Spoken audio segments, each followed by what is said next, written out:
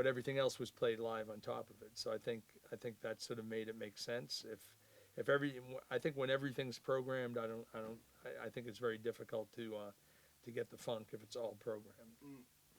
So as the '80s evolved on, okay, Let me move that just up to your lapel so you don't have to worry about all right, bumping it. let's keep going. Don't cut.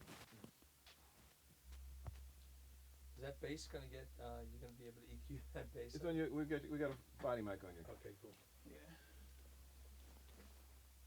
Cool. Better? Yeah. Okay.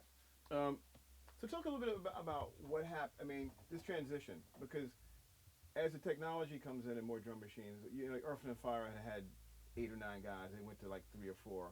Cameo went from like almost 11 guys to like 3 or 4. All the bands in the era began to shrink.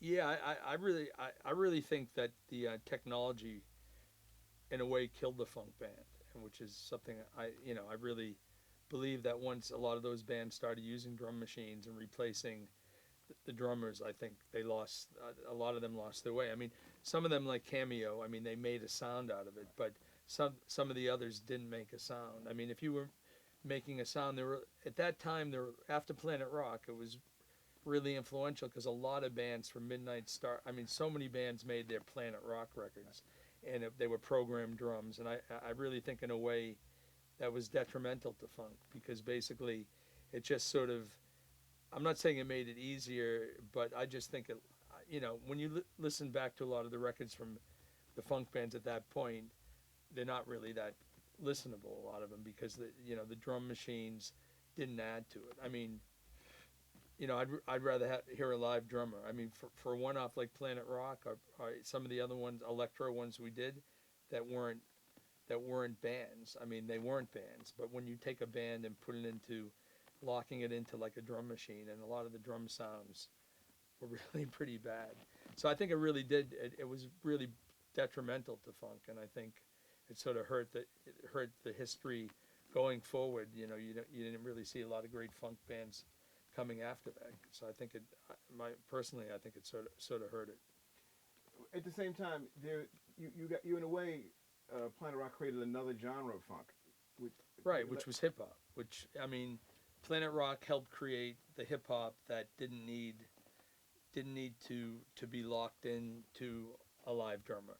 Which, in a way, hip hop is the repetitive thing, and being able to loop things. I mean, the whole idea of looping and sampling, which came about around that time in Planet Rock. I mean, you are taking real drum beats and looping them. So in a way, you're still using real drum beats, which is different than programming a drum machine. I think the idea of looping Funky Drummer is a much better feel than trying to program Funky Drummer on a DMX. I mean, you by looping it, you still have the live feel of the thing, and I think that's sort of the difference. But obviously, some of the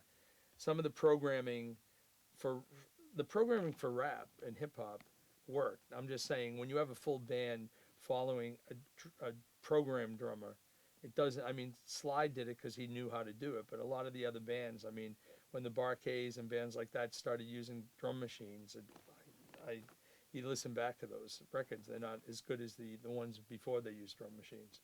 what role does Prince play in all of this for you? Well, I mean, Prince was he started off as a one-man band, so I think he basically used I mean, he'd play drums or he'd use drum machines, but for some reason, he was one of the few guys who could make a drum machine feel real because of everything else he played. And a lot of his early records, he played everything on it. I'm not saying it doesn't work. I'm just saying when it's compared to a band, it's hard to take guys who have been a band and then have them play to a drum machine. I think it's a talent to be able to make a drum machine feel like a live band, which Prince has done, Sly's done, a few other people have done it. But I think Prince. I think probably a lot of people saw Prince and they said, well, if he's using the drum machine, we can use a drum machine. So I think, I just think he was a very unique personality and up there with, not as earth-shatteringly creative as Sly, because he was a follower. Sly was a originator, but he still made great records, and he was a very funky guy. He could play. I mean, great guitarist. I mean, totally underrated guitarist, Prince. I think he's one of the best. And yeah, I just think that he was able to use technology in a way that other people couldn't. And then obviously then he eventually went back to using bands,